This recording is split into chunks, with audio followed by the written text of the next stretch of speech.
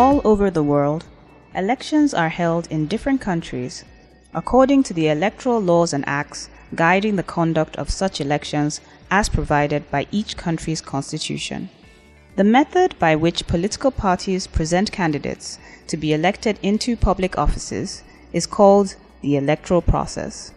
This process involves taking and counting of votes to decide who wins an election. The electoral process is really a process for giving legitimacy to government. Legitimacy is very important for government because, to put it very simply, it reduces the cost of doing business. Because people trust that the government acts in the interest of the people, most things are supposed to be sort of predictable.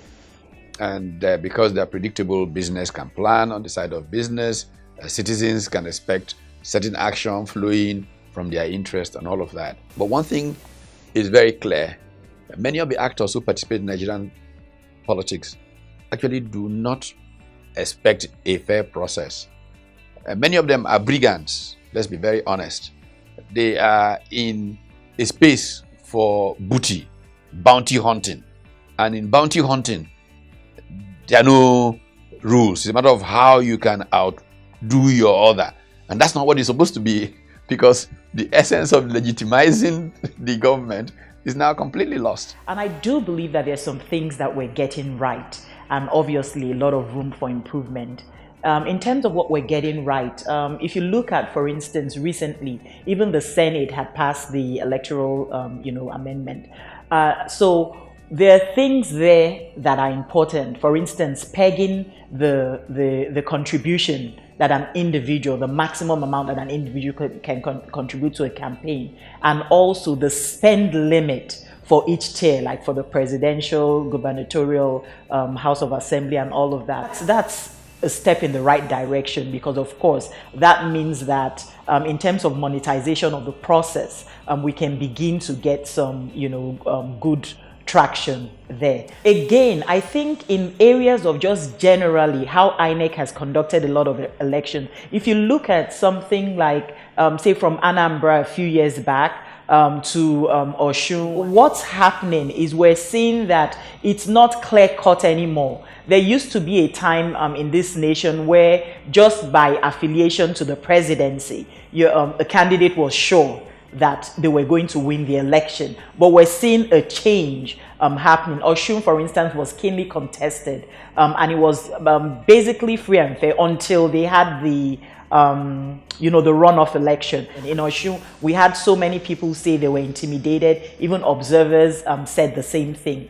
And then piggyback again to something that we're getting right. If you look at Zamfara and say Rivers State, we've been able to see INEC actually come out firmly to say a party that does not follow the guidelines will not fill the candidate if they're not able to, say, for instance, submit the names at the appointed time. So that's a good one. In Rivers, we saw the use of the judiciary to determine a case up to, as high as from the High Court and then to the Supreme Court. So those are pluses, using processes. I think I'll begin with a general comment that the electioneering or electing people into office is only one form of activity that the people engage in at certain times. But if we look deeper into the values of society itself, what do we frown upon? What do we celebrate? What do people do and we say, no, you cannot, that cannot be allowed? So if the tone, if the moral tone of the society itself is not examined and,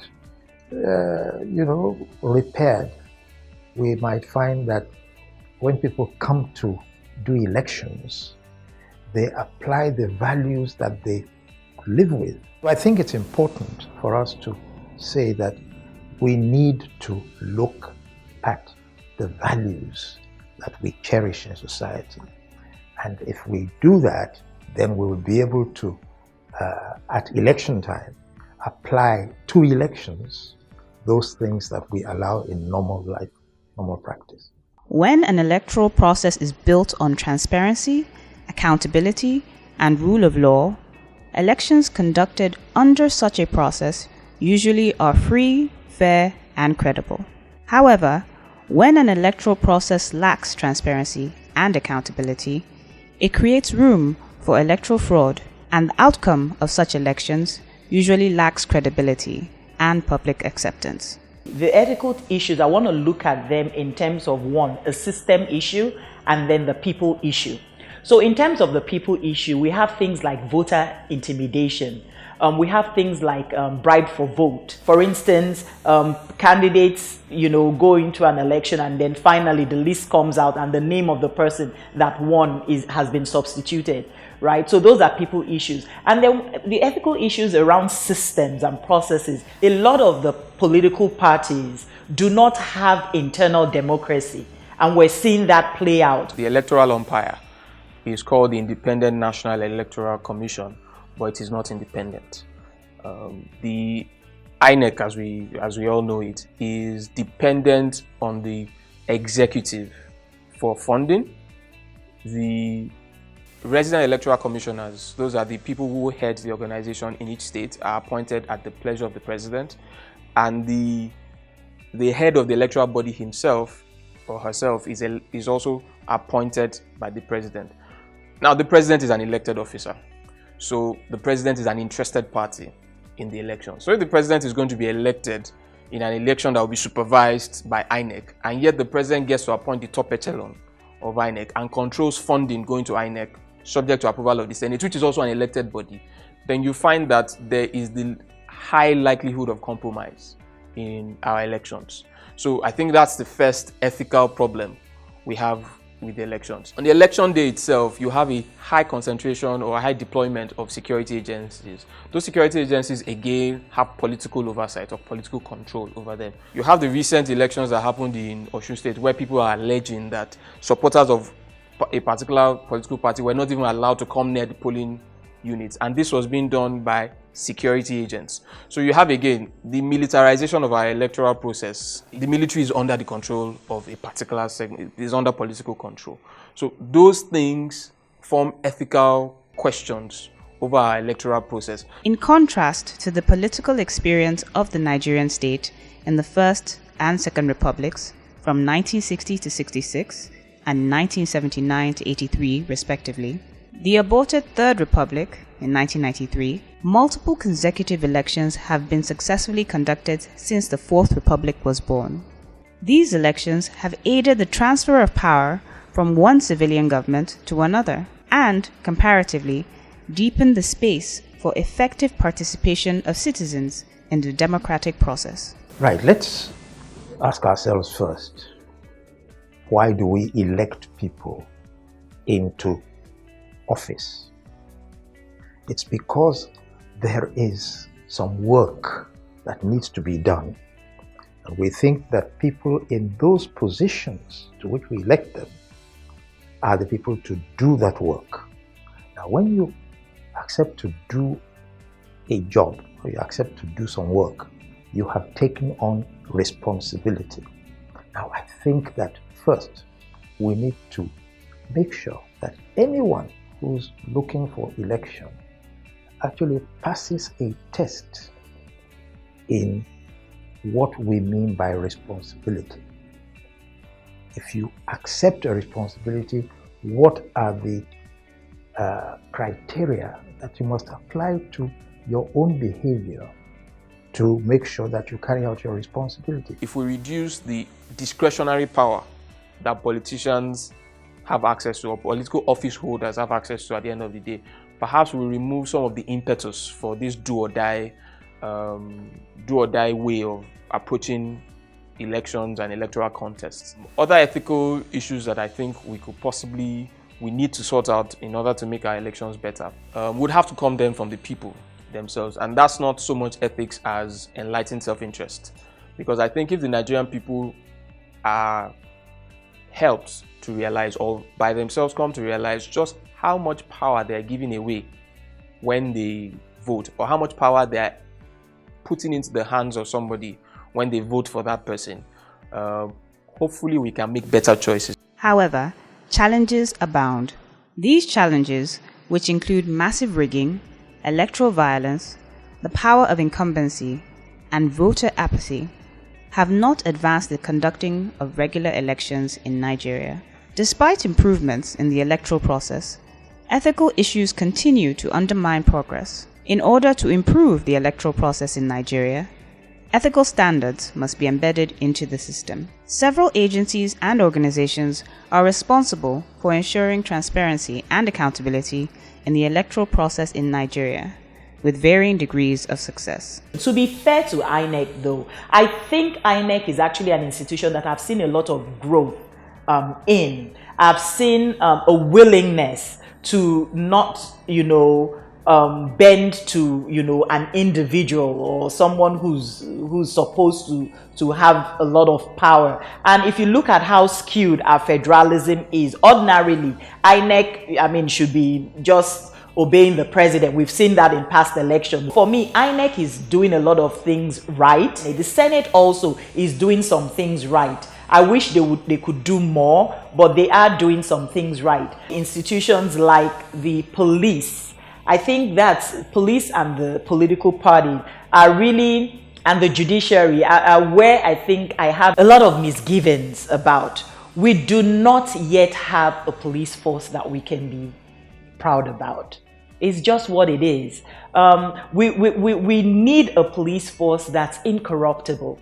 They are professionally trained. What we have now does not give a lot of confidence. To be fair to the police, they also are a victim of poor governance and bad leadership. At the political parties level, I am not a fan of our political elite. Because what has happened over the years is that they keep showing that they are not willing to change the status quo. They keep showing that discipline, especially at the party level, it's a difficult concept for them. There's a lack of accountability. My advice to the Nigerian electorate is to be very aware of the fact that they have choice. Don't get sucked into the popular story of this dichotomy.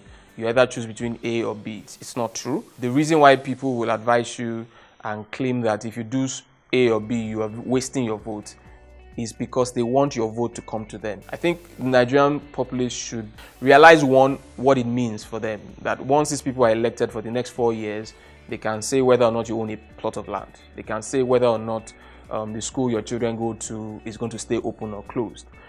They can determine almost everything about your economic activities, even though your economic activity is what you want to pay attention to. And to find a way of making sure that we test somebody's, moral standing as far as serving other people is concerned. I still believe, and I hold very firmly, that until you can say that somebody has done something before that shows that they have the capacity to serve other people, you should not be too eager to trust their ability to do so.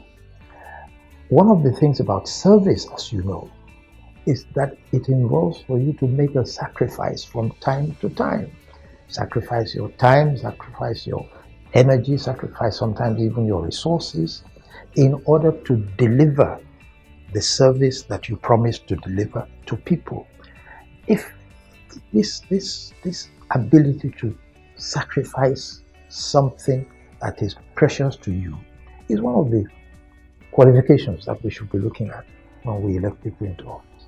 In order to sustain and deepen Nigeria's democracy, it is time for the government and all stakeholders to begin the process of institutionalizing transparency, accountability, and anti-corruption checklists in the electoral process in Nigeria. This action will eliminate many of the challenges militating against free, fair, and credible conduct of elections in Nigeria. The Center for Values in Leadership, CVL, in partnership with MacArthur Foundation and other election stakeholders, is determined to improve the electoral process in Nigeria.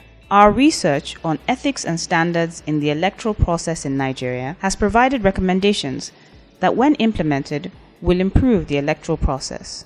Join CVL and make Nigeria a truly democratic and progressive nation.